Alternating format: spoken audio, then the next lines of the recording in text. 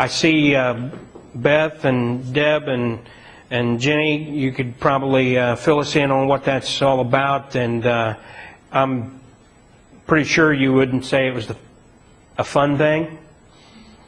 It was when those labor pains kicked in. Did they, especially toward the end, did you just kind of get your whole body convulsed? and you didn't think about dinner? I'm sure you didn't call people up and just talk about what's going on in your day. Oh, I was just having contractions and thought I'd see how you are doing. You know, that's not why. Because I've seen it. And it shuts a person down.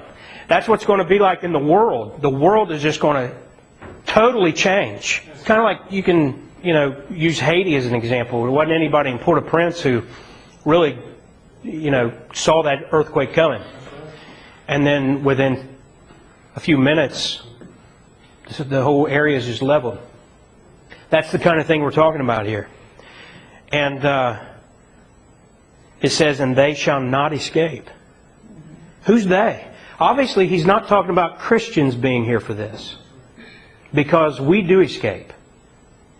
But those who are left behind, you say, what about tribulation saints? They don't escape either. Tribulation saints, except for the 144,000 who are described in Revelation 7, who have the seal of God in their forehead, for a time they escape. But after a time is up, they die a martyr's death. It says they're beheaded. And believers during that time will die. So they're not escaping. And they have basically chosen to be there. And it wasn't on accident that those people are still there during the tribulation period. And so it says in verse 4, but ye, brethren, are not in darkness, that day should overtake you as a thief. Now, I don't want you to miss that. He just said that the day of the Lord will come as a thief. But he now says, but he's not talking about you as a Christian. It should not overtake you as a thief. Why? Verse 5, ye are all the children of light and the children of the day. We are not of the night nor of darkness. Therefore let us not sleep as do others, but let us watch and be sober. You see, Christians are supposed to know what's going on. There should be no Christian ignoramuses when it comes to world events and Bible prophecy and the Bible in general. We are to be children of light. We are to be children of the truth. We are to learn God's Word. We are to have our eyes open to the world around us and know what's going on. You can go back and read the many times that Jesus was confronted with the Pharisees and He rebuked them for not knowing the signs of the times. They didn't understand the time they lived in. He even referred them back to the book of Daniel, wherein if they had read Daniel and studied Daniel 9, they would have understood the exact day that the Messiah was to enter into Jerusalem. And Jesus rebuked them and said, because you don't know the day of your visitation. He said day. You don't know the day of your visitation. And it's spelled out in Daniel 9, and we've studied that in the past. There's a message on the internet where we go through that. Now, this idea of peace, the world is talking about peace. There's all this, United Nations exists for the idea of peace. But the problem with that is they want peace without the Prince of Peace. Mm-hmm. And peace without the Prince of Peace is counterfeit. So peace without God in the mix is rebellion. So when you watch the news and you see all this talk about world peace and everybody holding hands getting along, it may sound pretty. It may look nice, but it's rebellion. Why do people who profess to be Christians check their horoscopes? Because it looks just fun and nice and it's just all, They'll say, I don't believe in that stuff, but then they'll change their plans when they read it. Why do Christians go to psychics when a relative dies and goes to try to call up? Well, professing Christians do that. Trust me. And the reason they do is because the little woman or the little man who does it is real nice, and they're made to feel welcome. You know, most of these psychics, they just look like anybody else. And people go by the flesh. They look at the flesh, and they feel, and they say, "Oh, this is nice." Well, the woman of Dakota looked that way too, didn't she? That's right. But you know, that's what's going on. We've talked about this before with the whole Oprah thing. Oprah's a nice lady, very well spoken, very talented, very wealthy, and preaching a false gospel and leading people away from God. But it's nice, sounds good. A lot of women, they're all smiling.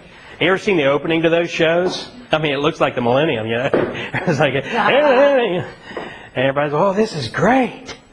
And then she has Eckhart Tolle on there, and he's telling everybody there's no real heaven or hell, no life or death. This is all just your imagination or whatever he says. And Oprah has him on her online or internet show, putting people into a trance and that sort of thing. But it's not. There's no horned devils, and they're not biting the heads off of bats and killing animals and that sort of thing, which people think that's the devil.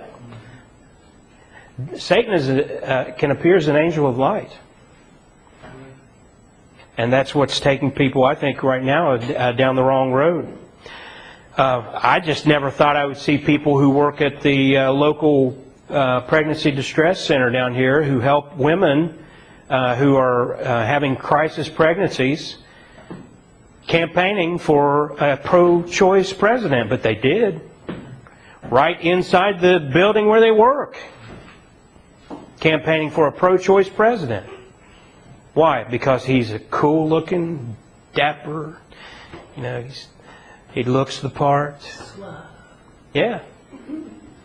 Let's pick up there in verse 7, and he says, again uses the word they. For they that sleep in the night, and they that be drunken are drunken in the night. That's not supposed to describe us. And then in verse 8, but let us, who are of the day, be sober, putting on the breastplate of faith and love, and for an helmet, the hope of salvation. See, we are of the day, and we're not gloom and doom about this thing. We're gloom and doom about the people who are not ready. But what we are is excited. As Jesus said, look up, your redemption draws nigh. There's a thrill in the idea of seeing the Lord and being with Him. But the world, well, that explains when it says, they that be drunken are drunken in the night. That describes people who take drugs to numb themselves. They can't face life.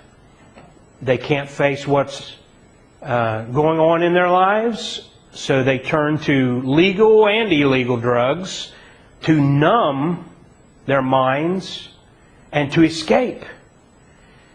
Well, if we've talked about this fellow who shot the co-workers down to OSU. Mm-hmm. If you can't turn to God, where do you turn? And it sounds crazy probably to most of you to hear this, but if you can't turn to God and you're losing everything, violence makes perfect sense to those people. Sure. Where else are they going to turn? But we, children of the day, we can turn to God. Now, after giving us that encouraging statement, here he says something that I don't want you to miss in verse 9. Read that. I want you to read it with me.